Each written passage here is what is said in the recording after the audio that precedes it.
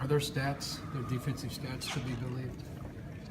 I'll be honest with you. Statistically, I couldn't, I don't really, know the ins and outs of it. I kind of go from try to do it every week of, what are they presenting us, and they present you some problems because they're very multiple. They have extremely good length, I think across the board. If you look from the defensive line position to corners, to the safeties, they do a great job of getting their hands on footballs, and they do a good job of trying to create turnovers, even in the running game with stripping things, and the multipleness of them, I think can present some problems when you're trying to figure out exactly what you want to do. So, I think there's we certainly have our hands full from that end, just trying to figure out what the best thing for us to do is. Joel's ability to run the ball and then you guys being able to control the clock, will that, I guess, have a big factor in him maybe getting more playing time than he has the last couple of weeks? Well, I think, we want to do the best job we possibly can of always running the football. And, if that's Joel, then, I think then obviously that's positioned to do so, just being an extra hat. And, we're going to try to find the best formations, to get not only our running back carries, but also,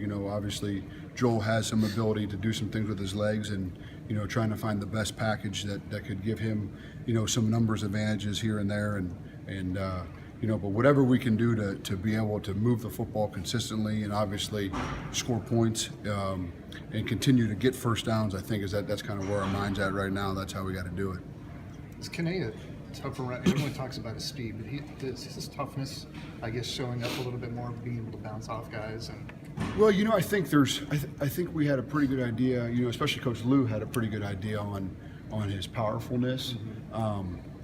But I think his mental toughness is kind of the thing that's really helping him right now. It's just that he's an intelligent kid, but he works really hard to stay sharp in all aspects of it, and he's kind of a fun kid to watch practice because he just goes really fast, and he is fast, and then he also practices really fast as well.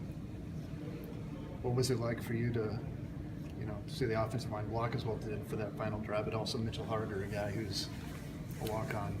Oh man, I was like really pumped. I mean, I was really pumped for Mitch, and I think sometimes even as coaches, you don't know how important those things are, and Mitch was in the game, and I think Mitch is a really good running back, so I was kind of like, hey, whatever, let's just keep running the plays we're running. And I think that are working pretty good, and I'll be honest with you, I didn't know that Mitch never scored a touchdown, and after the game, I went up and talked to him, and I realized pretty fast that was the first one, and he was so pumped up, and it was pretty neat. And I think that was a good moment. Obviously for him, it was just an incredible moment. I know that's been kind of documented here, but just for that kid, he was an awesome kid. How frustrating was it when he first reaches the end zone and then it gets brought back? Were you partly kind of heartbroken for the kid? I was heartbroken for me, to be honest with you. We kind of got down in that area a few times, and the first one we didn't get in, and so then you're kind of heightened awareness, especially, you really want to get in there. And then we got tackled, I think Allen got tackled at the 5, and it took us another 2 plays to get in, I think. And then David got tackled down there as well, and I'm like, man, I'm kind of out of goal line plays, so I was that was the thing on my head right now. I was like, man, I don't know what other plays are around here. We ran a bunch of them down there, so but yeah, then obviously when he had the opportunity to score again, and kind of in the fashion that he did was pretty neat too. It was the 3rd and 6th play, I think, like that, and so it was really good for that kid. It was awesome. Coach Campbell said on Monday how walk-ons can be a foundation in cultural changes, and you've got a bunch of guys that are playing big roles that maybe hadn't before. How do you feel about that these guys that have they got the extra one too, right? Because they haven't seen much before. Well, I think it's the walk-on, scenario and situation is something that I take very seriously.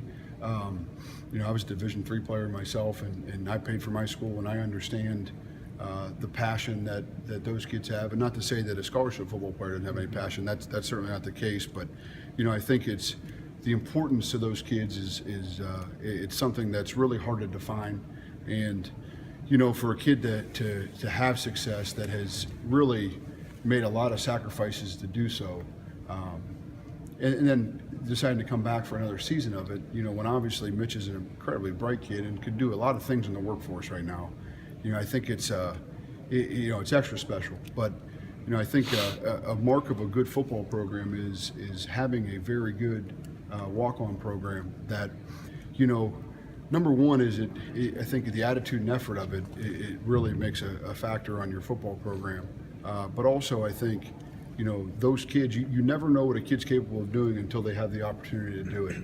And recruiting's not an exact science, and a lot of times you make mistakes, and a lot of times you miss guys. And I think, you know, especially at Iowa State, where there is a great passion for Iowa State, and there is a great passion for, you know, across the state, and you know that kids want to come here and play football. And you know, I think it's foolish to not give people opportunity to do so, because you never quite really know. And it's been I think that's one thing that's really helped us this year, is there's a lot of kids that have had, you know, been walk-ons, and I don't really even like to use the term.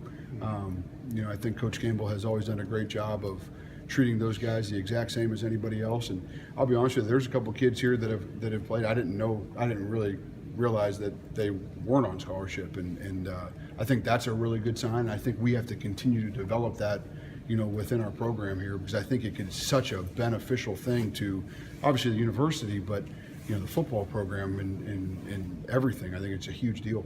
How does maybe a windy day affect what you may do offensively?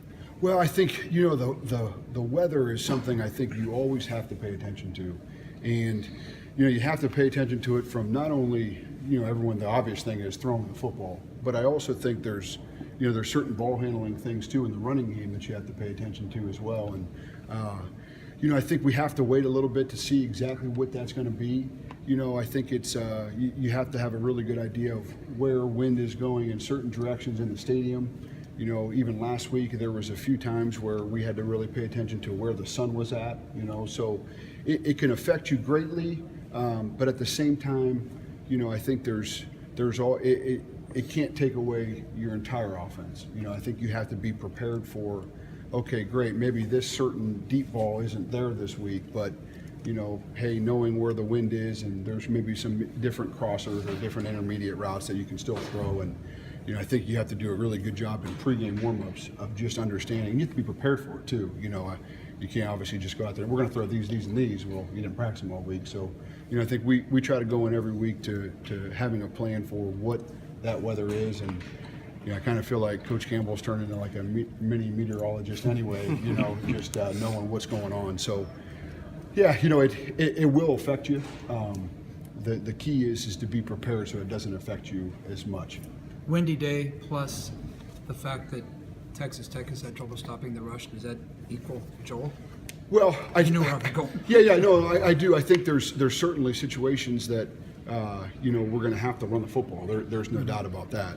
And you know, obviously in any game you have to run the football. But I think, you know, yeah, you'd like to have some scenarios there where certainly he can be a factor in just a number count alone.